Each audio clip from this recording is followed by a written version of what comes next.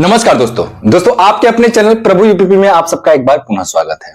दोस्तों आज मैं जो अपडेट आपके सामने लेकर के आया हूं, ये अपडेट बहुत ज्यादा इंपॉर्टेंट रखता है आपके लिए, क्योंकि देखा गया है कि प्रीवियस ईयर में जितने सारे एग्जाम हुए हैं यूपी पुलिस के, चाहे वो कांस्टेबल के हो गए, फायरमैन, जेल वार्डन, एसआई, सभी में एक जो है समस्या आती रही है कि जो पेपर लीक का मामला है या फिर पेपर में जो धांधली को लेकर के है, ये समस्याएं जो है अक्सर आती रही हैं। बच्चों का कहना है और अक्सर देखा भी गया है कि बच्चे इसको लेकर के आवाज भी उठाए। खासतौर से अगर बात करें यूपीएसआई में, तो यूपीएसआई में आपने देखा होगा कि इसको लेकर के कितना बवाल हुआ था। लखनऊ में भी बच्चों ने प्रोटेस्ट किया था।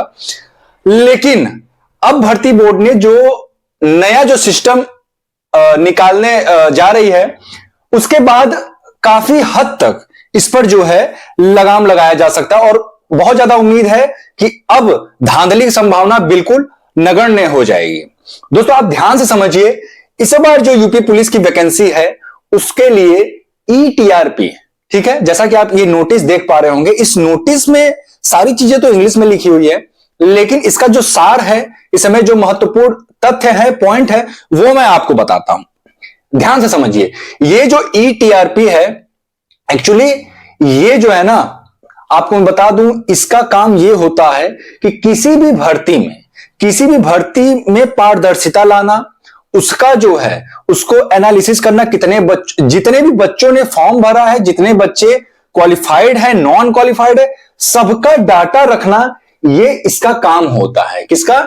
ईटीआरपी का। ठीक है, अब थोड़ा सा ध्यान दीजिएगा, ये जरूरत क्यों पड़ा?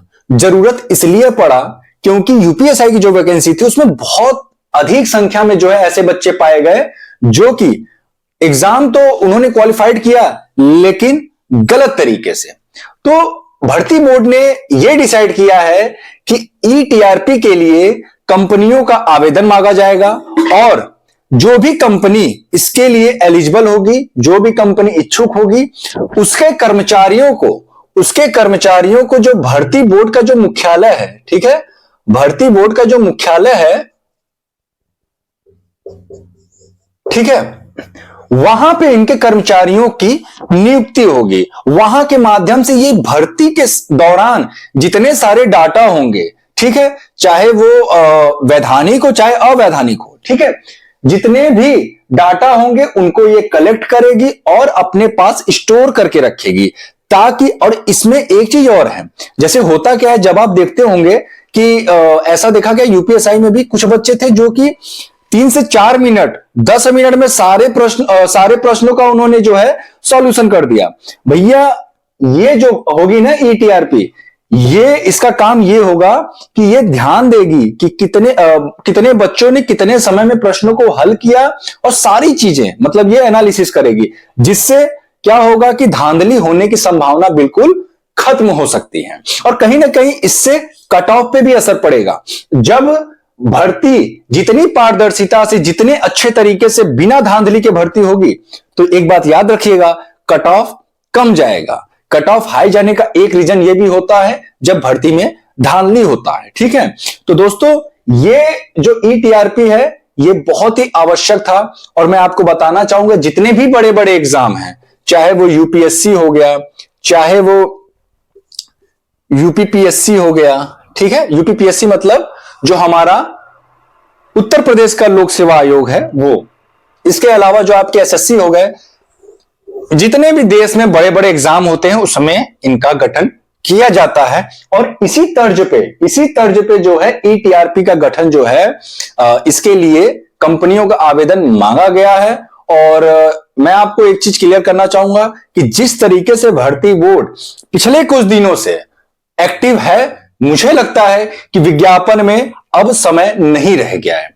देखिए दोस्तों, आप लोगों में से बहुत सारे ऐसे बच्चे हैं जो कहते हैं कि सर आपने जो है कि ये डेट बताया था, वैकेंसी आ जाएगी, विज्ञापन निकल जाएगा, नहीं आया। आपको मैं बता दूं, केवल मैं ही नहीं, यूट्यूब पे जितने सारे हैं, यहां तक कि बड़े बड़े चैनलों की भी मैं बात कर रहा हूं, जिनके 8 मिलियन 10 मिलियन प्लस सब्सक्राइबर हैं, उनकी भी मैं बात कर रहा हूं। उन्होंने भी आज से 2 साल पहले ही बोल दिया था कि भाई वैकेंसी निकल रही है। 2 साल पहले वो वैकेंसी निकाल रहे थे, 1 साल पहले वो भी वैकेंसी निकाल रहे थे, लेकिन देखिए कोई भी टीचर आपको गलत जानकारी प्रोवाइड नहीं कराता है। उसका क्या होता है कि उसके पास जो सूचनाएं आती हैं, जो डाटा आती है, उसी के माध्यम से आपको वो बताता है कि हाँ इस डेट को विज्ञापन आएगा। लेकिन होता क्या है कि जब चीजें खुद ही ना क्लियर हो, और आपने देखा होगा कि 2023 के जनवरी माह में सुरेश खन्ना जी, जो कि उत्तर प्रदेश के वित्त मंत्री हैं, उन्होंने एक ट्वीट किया था कि जनवरी माह में पुलिस का जो पुलिस कांस्टेबल की जो भर्ती है, इसका विज्ञापन जारी किया जाएगा। अब जरा बताइए कि उस ट्वीट को देखने के बाद कौन ये बोल सकता है कि जो है कि जनवरी में विज्ञापन नहीं निकलेगा। इतने बड़े मंत्री वो भी वर्तमान सरकार के, जब उन्होंने ऐसा बयान दे दिया उसके बावजूद भी भर्ती नहीं निकली, और उसके कुछ महीने बाद पता चलता है कि अभी तक टेंडर ही नहीं क्लियर हुआ है, तब उसमें टीचर तो झूठे साबित हो ही जाएंगे। और ना सिर्फ मैं, जितने भी यूट्यूब पे आपको पढ़ाने वाले हैं, सारे टीचर्स की बात जो है गलत हुई है। अगर कोई कह देता है कि भर्ती के संबंध में, खासतौर से उत्तर प्रदेश पुलिस कांस्टेबल और रेडियो ऑपरेटर के बारे में कोई कह देता है कि हाँ मेरी बात सही हुई है, बिल्कुल नहीं हुई है, किसी की नहीं सही हुई है। बहुत सारे लोग हैं, जनवरी, फरवरी, जून, जुलाई, सारे लोग, देखिए उनकी भी गलती नहीं है, किसी की गलती नहीं है। जो डाटा मिलता है, जो सूचनाएं मिलती हैं, उसी के अकॉर्डिंग आपको जो है जानकारी प्रोवाइड कराया जाता है। अब जब वहीं से जब झूठ बोला जा रहा है, और झूठ क्या, जो भी रीजन हो, अब वहां पे जो लोग बैठे हैं वही बता पाएंगे भाई कि क्या रीजन है कि भर्ती नहीं निकाल रहे ये लोग। मैं तो कहता हूं कि आप भर्ती अगर 2 महीने बाद, 3 महीने बाद, 4 महीने बाद, 5 महीने बाद, जब भी आपको निकालना है, आप एक डेट बताइए, एक लास्ट डेट बता दो कि भाई हाँ इस डेट को वैकेंसी निकल रहा है, चाहे वो एक ही साल बाद क्यों ना हो। लेकिन आप यार ये बच्चों को गुमराह करना बंद करें, क्योंकि बच्चे डिमोटिवेट हो रहे हैं, बच्चे एक आस लगाए बैठे हुए हैं। तो इसलिए आप एक फाइनल डेट बता दो कि हाँ उस डेट को विज्ञापन निकलेगा, बस हम अपनी तैयारी शुरू कर देंगे, चाहे वो 5 महीने बाद हो, चाहे वो 10 महीने बाद हो, वो फर्क नहीं पड़ता, चाहे वो एक ही महीने बाद क्यों ना हो। आप या तो शेड्यूल जारी करो, या फिर ऐसा बात चल रहा है कि शेड्यूल ये लोग जारी करेंगे। अब देखते हैं, लेट्स वॉच क्या क्या करते हैं ये लोग। फिलहाल दोस्तों ये थी हमारी आज की जानकारी। उम्मीद करता हूं आपको पसंद आएगा। दोस्तों वीडियो कैसा लगा हमें नीचे कमेंट बॉक्स में लिखकर जरूर बताएं। दोस्तों अगर वीडियो अच्छा लगा तो प्लीज वीडियो को लाइक करें, चैनल को सब्सक्राइब करें। दोस्तों फिर मिलेंगे किसी अन्य वीडियो के साथ, तब तक के लिए जय हिंद, जय भारत।